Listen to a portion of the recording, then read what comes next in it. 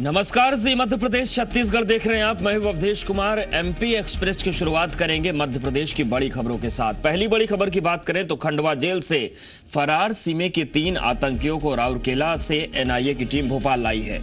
सूत्रों के हवाले से खबर है कि एनआईए की टीम तीनों को आज भोपाल जिला कोर्ट में पेश कर सकती है।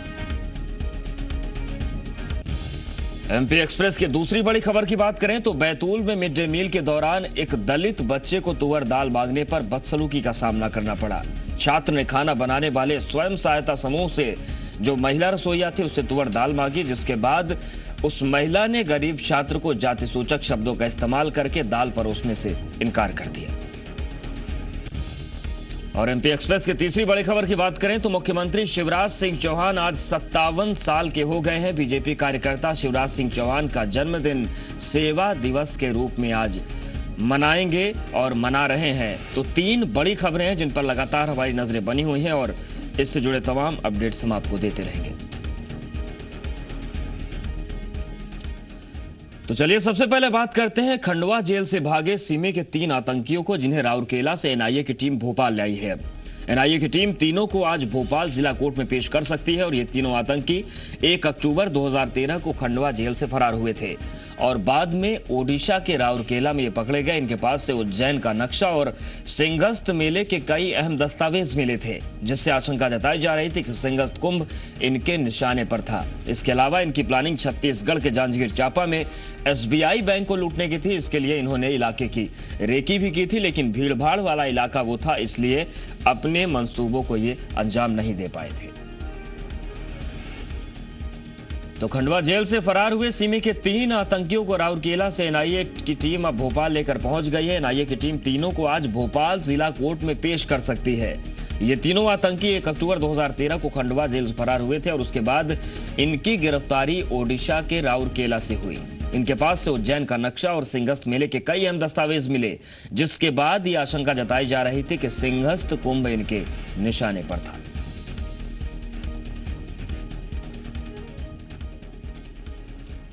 और जी मीडिया संवाददाता शरद श्रीवास्तव हमारे साथ भोपाल से जुड़े ज्यादा जानकारी के साथ। शरद, जिस तरीके से एनआईए की टीम इन तीनों आतंकियों को लेकर आई है, इसके बाद क्या कुछ कार्रवाई होने जा रही है, किस तरीके की जानकारी मिल पा रही है? हाँ बिल्कुल अवधेश, देखिए बेहद ही गोपनीय रखा गया है एनआईए का जो कदम उठाया गया है। तीनों सीमे के जो आतंकवादी हैं उनको भोपाल कल लेकर आई है एनआईए की टीम और आज उन्हें भोपाल डिस्ट्रिक्ट कोर्ट में पेश किया जाएगा। ये जो गिरफ्तारी हुई थी दरअसल इस लिहाज से भी बेहद अहम थी कि ये तीनों ही आतंकवादी खंडवा जेल को तोड़कर फरार हुए थे और जो एजेंसियां हैं, सुरक्षा एजेंसियां, उनको इनकी बेहद ही गंभीरता से तलाश थी। और सबसे खास बात यह भी है कि जब इनकी गिरफ्तारी हुई तो इनके पास से जो सिंहस्थ उज्जैन में होने जा रहा है उसका जो नक्शा है वो भी बरामद हुआ था और इसके साथ ही ये भी पता चला था कि इन्होंने जो जांजगीर चांपा में एसबीआई बैंक को लूटने के लिए वहां की रेकी भी की थी। तो ये गिरफ्तारी बेहद ही अहम थी सुरक्षा एजेंसियों के लिए। और आज जो है एनआईए की टीम इन तीनों आतंकवादियों को जिनको गिरफ्तार किया गया है उन्हें भोपाल के डिस्ट्रिक्ट कोर्ट में पेश कर सकती है। जो हालांकि ये पूरा ही जो ऑपरेशन है वो बेहद ही गोपनीय रखा गया है और यहाँ जो तीनों आतंकवादियों को लेकर भी आई है उसकी भी जानकारी यहाँ की पीएचक्यू को नहीं दी गई थी। इस तरीके की बातें आ रही हैं। तो आज करीब 11 से 12 बजे के बीच में ये माना जा रहा है सूत्रों के मुताबिक कि इन तीनों ही आतंकवादियों की पेशी डिस्ट्रिक्ट कोर्ट में हो सकती है। बिल्कुल शरद, ये भी जानना चाहेंगे जिस तरीके से हालांकि पूरा ऑपरेशन जो है गोपनीय तरीके से चल रहा है, लेकिन जांजगीर चांपा में इनके बैंक को लूटने की प्लानिंग थी। ऐसे में क्या छत्तीसगढ़ पुलिस भी इनसे पूछताछ कर सकती है? कुछ इस तरीके की बातें हो सकती हैं?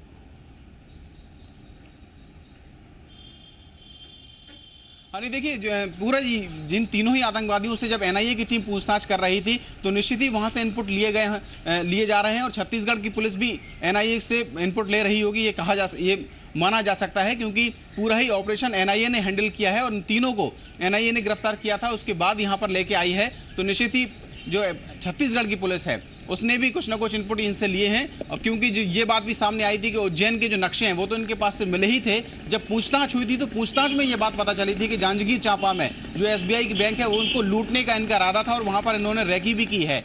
तो ये बात भी सामने आई कि इनका एक बहुत बड़ा नेटवर्क रहा है जो न केवल मध्य प्रदेश में बल्कि उज्जैन के अलावा अगर छत्तीसगढ़ में भी जांजगीर चांपा में बात सामने आई थी तो इनका बड़ा नेटवर्क रहा है। उस पूरे को एनआईए ने भी खंगाला है और निश्चित ही पुलिस भी उस पूरे एंगल जो इनका सर्किल था, जहां जहां ये लोग गए थे उसके बारे में जानकारी इकट्ठा कर रही है।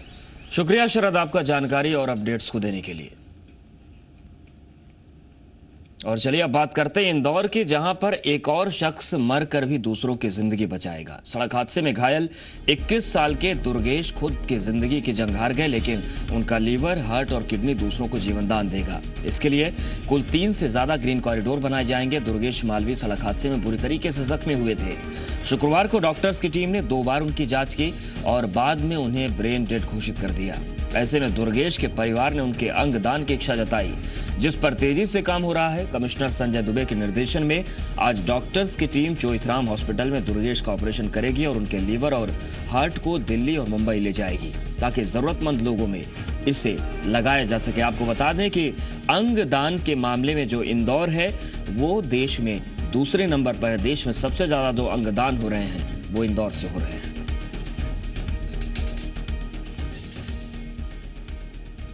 तो हम बात कर रहे हैं इंदौर की, जहां के दुर्गेश मालवी एक दुर्घटना के शिकार हुए, लेकिन उनकी मौत के बाद भी कुछ लोगों की जिंदगी बचाई जाएगी। सड़क हादसे में घायल हो गए थे 21 साल के दुर्गेश, लेकिन उनका हार्ट और लीवर जो किडनी है वो अब जीवन दान देगी। इसके लिए कुल 3 से ज्यादा ग्रीन कॉरिडोर अब बनाए जाएंगे। इसकी पूरी तैयारी चल रही है प्रशासनिक स्तर पर।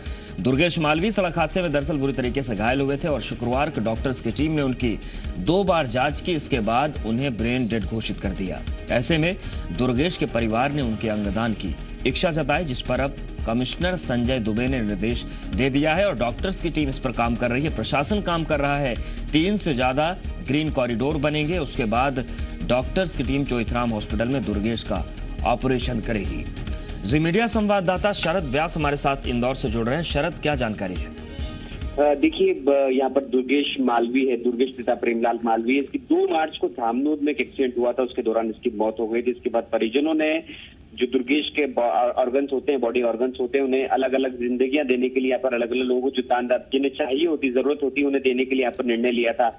इसके बाद आज यहाँ पर 11:30 बजे तकरीबन ग्रीन कॉरिडोर बनाया जाएगा और उस ग्रीन कॉरिडोर में हार्ट, लीवर और किडनी को 3 अलग अलग जगहों पर पहुंचाया जाएगा, जिसमें क्रमशः हार्ट और लीवर जो है उसे मुंबई की फोर्टिस और गुड़गांव के मेदांता अस्पताल में पहुंचाया जाएगा। वहीं जो लीवर है वो उसे, जो किडनी है उसे इंदौर के बॉम्बे हॉस्पिटल या फिर अरविंद हॉस्पिटल में जरूरतमंद को भेजा जाएगा। इसके लिए 11:30 बजे ग्रीन कॉरिडोर बनाया जाएगा।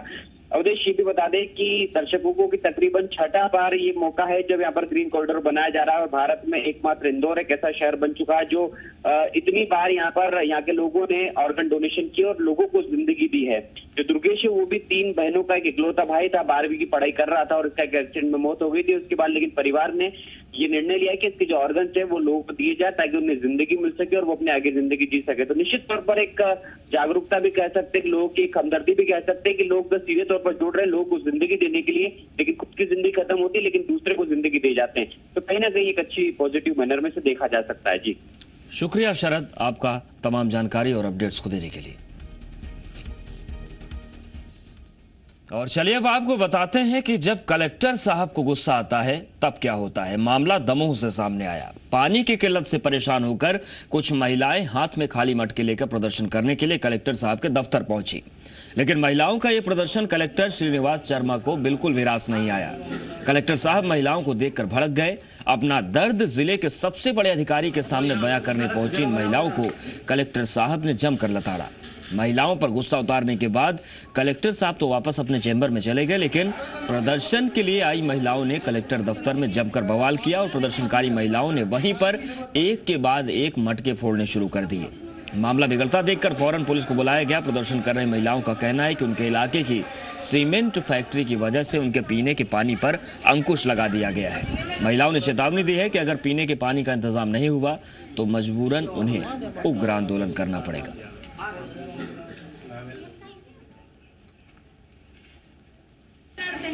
नहीं आ रहा तो ये लाने की क्या जरूरत है यहाँ? तभी तो पता चलता है। नहीं पता नहीं चलेगा, ऐसे पता चलने की जरूरत नहीं। नहीं बिल्कुल नहीं लेके आए। पानी कब तक आए नरसिंहगढ़ में? ये हम नहीं बता सकते कब तक आएगा। पानी बंद है, नल बंद हो गए हैं, पानी में फिर रहे ना कि वहाँ पानी नहीं मिल रहा, बच्चा भी परेशान है और भाई परेशान। बताओ मंजूरी करें कि हमारे पानी को करें, बहुत समस्या खराब। होटल बंद कर देना, फैक्ट्री में बंद करो। 2 महीना से परेशानी हम लोग के लिए। पानी बंद है, नल बंद हो गए हैं, पानी में फिर रहे ना कि वहाँ पानी नहीं मिल रहा, बच्चा भी परेशान है और भाई परेशान, बताओ मंजूरी करें कि हमारा पानी को करे। बहुत समस्या खराब है, टोटल बंद कर देना, फैक्ट्री ने बंद करो, 2 महीना से परेशान है हम लोग के लिए, जनता बहुत परेशान है।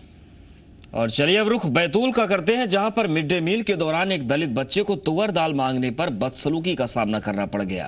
ये मामला शाहपुर के सरकारी स्कूल में सामने आया। बच्चों को मिड डे मील परोसने के दौरान एक छात्र ने खाना बनाने वाले स्वयं सहायता समूह की महिला रसोइये से तुअर की दाल क्या मांगी। उसने गरीब छात्र को जाति सूचक शब्दों का इस्तेमाल कर दाल परोसने से इनकार कर दिया। इतना ही नहीं, बच्चे का हाथ पकड़कर उसे स्कूल से बाहर निकाला गया। 7वीं के इस छात्र और उसके परिवार वालों का आरोप है कि महिला रसोइया इससे पहले भी ऐसा बर्ताव कर चुकी है। मामले में हंगामे के बाद स्कूल प्रबंधन ने मामले की रिपोर्ट उच्च अधिकारियों को भेजी।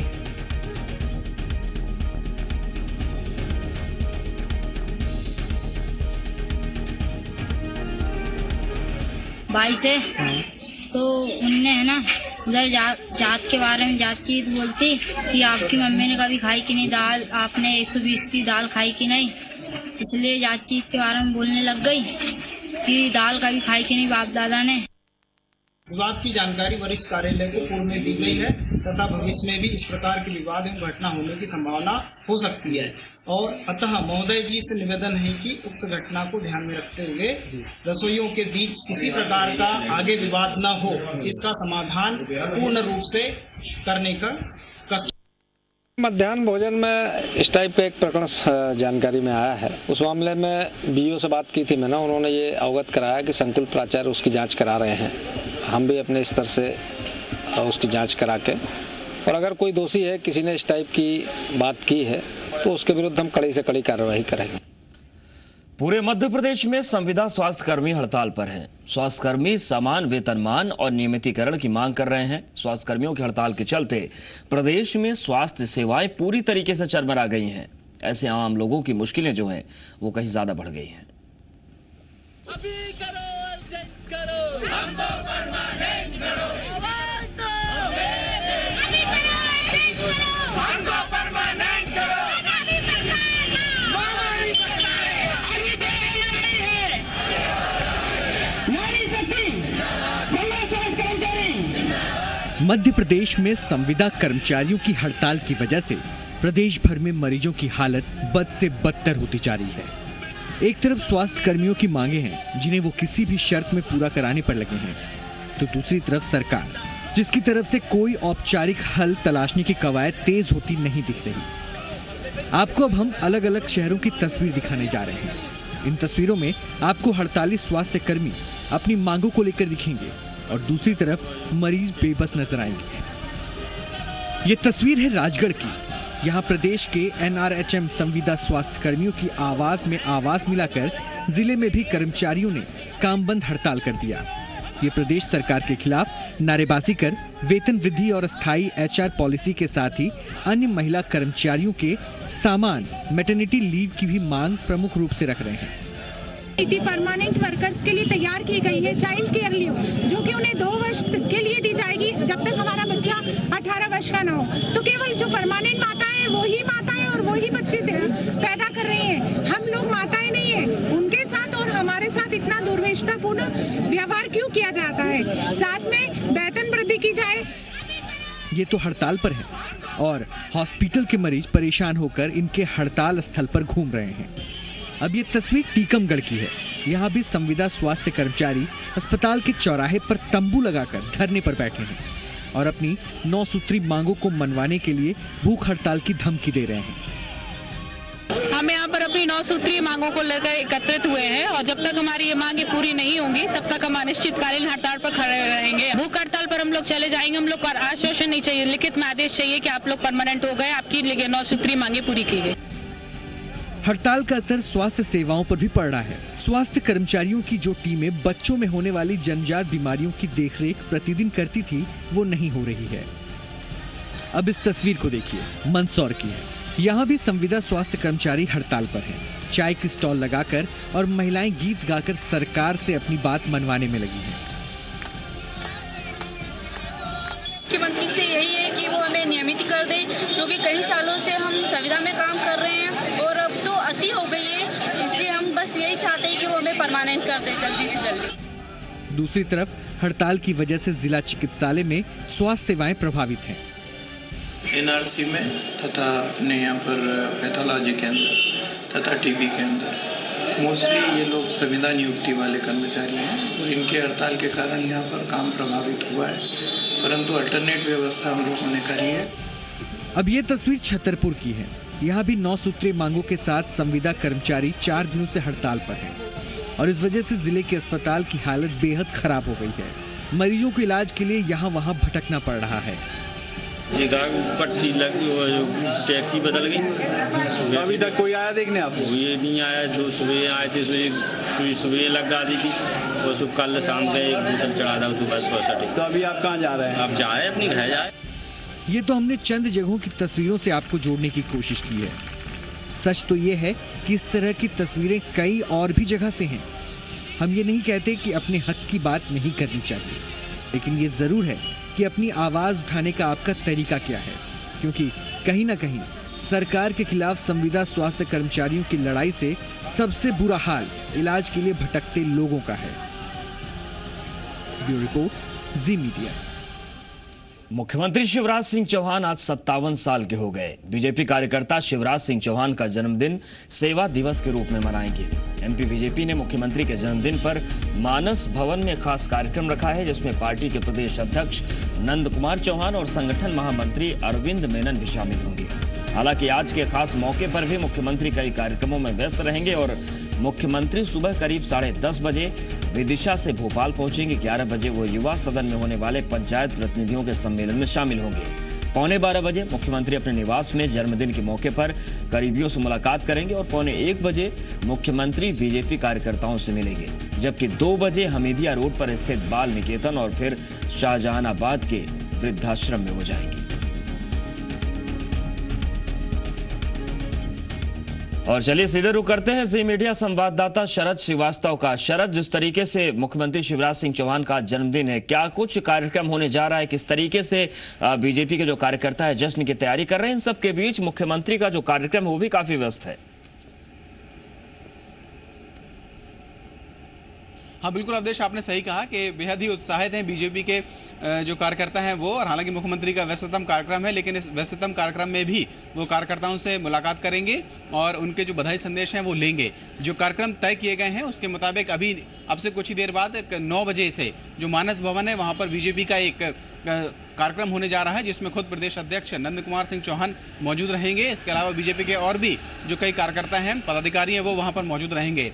जहाँ तक मुख्यमंत्री के कार्यक्रम की बात है तो 10:45 के आसपास वो मुलाकात करेंगे कार्यकर्ताओं से और इसके बाद वो वृद्धाश्रम भी जाएंगे। और इसके अलावा जो बीजेपी के पदाधिकारी हैं उनसे भी उनकी मुलाकात का कार्यक्रम करीब 1 बजे का रखा है। तो हालांकि व्यस्त कार्यक्रम में भी उन्होंने शुभकामनाएं लेने के लिए जो वक्त है वो तय किया है। और न केवल भोपाल में, अगर हम भोपाल के अलावा भी बात करें तो ग्वालियर और इंदौर में भी जो मुख्यमंत्री का जन्मदिन है वो सेवा पर्व के रूप में मनाया जा रहा है। और इंदौर में तो जो वहाँ नगर निगम है उसने आज जो वहाँ का चिड़ियाघर है उसको मुफ्त कर दिया है सभी सैलानियों के लिए, तो वहाँ मुफ्त आ जा सकेंगे मुख्यमंत्री के जन्मदिन के उपलक्ष्य में। इसी तरीके से जो ग्वालियर में भी सेवा पर्व के रूप में उनका जन्मदिन मनाया जाना है। जो अस्पताल में बीजेपी के कार्यकर्ता फल वितरण करेंगे और मरीजों को फल वगैरह बांटेंगे। मतलब कुल मिलाकर कार्यकर्ताओं में उत्साह है, जो नेता है उनमें उत्साह है और अलग अलग तरीके से लोगों ने तैयारियां कर रखी हैं कि किस तरीके से मुख्यमंत्री शिवराज सिंह चौहान का जो 57वां जन्मदिन है इसे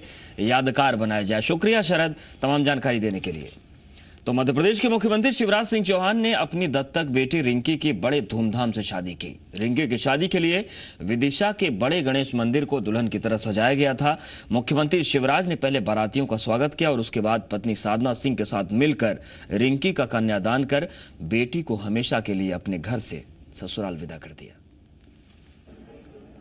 लेकिन आज तो मन से ये भाव निकल रहे हैं, बाबुल की दुआएं लेती जा तुझको सुखी संसार मिले, मैके की याद ना आए कभी, ससुराल में इतना प्यार मिले। दुख तो बहुत हो रहा है, ये जा रही है, लेकिन विदिशा में शादी है तो कोई दिक्कत की बात नहीं है, मिलती रहूंगी इससे। सीएम ने किया बेटी का कन्यादान, शिवराज के घर गूंजी शहनाई, नम हुई आंखें, खुशी से छलके आंसू। बाबुल शिवराज के घर से बेटी हुई विदा। विदिशा की बेटी रिंकी जब अपने बाबुल शिवराज सिंह चौहान के घर से अपने पिया भंवरलाल मेहरा के घर चली तो बेटी की विदाई देख सीएम शिवराज सिंह और मां साधना सिंह की आंखें भर आई। सीएम शिवराज की बेटी रिंकी की शादी के लिए विदिशा के बड़े गणेश मंदिर को दुल्हन की तरह सजाया गया था। रिंकी के दरवाजे पर जब गाजे बाजे के संग बारात आई तो स्वागत के लिए खुद सीएम शिवराज हाथ जोड़कर खड़े थे। अपने 57वें जन्मदिन से ठीक एक दिन पहले सीएम शिवराज सिंह चौहान ने बेटी रिंकी का ब्याह कर घर से विदा किया तो आओ भगत देखकर बारातियों की आंखें भी नम हो गई और सीएम शिवराज का गला भर गया। तो परिवार एक हो रहे हैं, जैसा मायके में उसको प्यार मिला है। दौड़ दौड़ के मेरी पत्नी भोपाल से यहाँ सदैव भागती रही कि बेटियाँ कैसी है, पढ़ाई लिखाई चल रही कि नहीं चल रही, कोई दिक्कत परेशानी तो नहीं है। जैसा हमने ध्यान रखा वैसा वो भी ध्यान रखेंगे, ये मेरा विश्वास है। साल 2000 में जब रिंकी के सिर से माता पिता का साया उठ गया तो शिवराज सिंह ने 6 साल की रिंकी को गोद देकर बेटी बना लिया। बेटी रिंकी की शादी और बारातियों की खातिरदारी में कोई कोर कसर बाकी ना रह जाए, शिवराज की पत्नी साधना सिंह ने जिले के प्रभारी मंत्री रामपाल सिंह राजपूत के साथ कई दिनों से खुद मोर्चा संभाल रखा था। बेटी की हल्दी मेहंदी से लेकर हर रस्मो रिवाज का शिवराज और साधना ने खुद खास ख्याल रखा। इस खास शादी के लिए सोशल मीडिया पर लोगों को शादी का न्योता दिया गया था। रिंकी की शादी के पल को खास बनाने के लिए शिवराज कैबिनेट के कई मंत्री, विधायकों के साथ कई नामी लोगों ने भी शिरकत की। आदरणीय भाभी जी स्वयं सारी व्यवस्थाओं को देख रही हैं। पिछले 4 दिनों से निरंतर वो बारात आगमन से लेके और विदाई तक की सारी व्यवस्थाएं वो स्वयं देख रही हैं और उन्हीं के कुशल नेतृत्व में हम कार्यकर्ताओं की टीम उनके साथ लगी हुई है।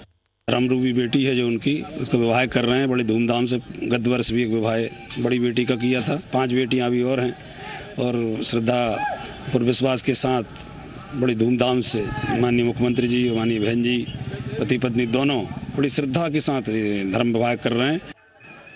मुखर्जी नगर के स्त्री सुंदर देवी सेवा आश्रम में शिवराज की दूसरी बेटी रिंकी की शादी का पूरा विदिशा गवाह बना। सबने वर वधू को बधाई दी। घर से बेटी को विदा करते हुए सीएम शिवराज ने भगवान से कामना की कि मेरी बेटियों की तरह मध्य प्रदेश की हर बेटी की जिंदगी खुशियों से भर जाए। अमित श्रीवास्तव के साथ ब्यूरो रिपोर्ट, जी मीडिया, विदिशा।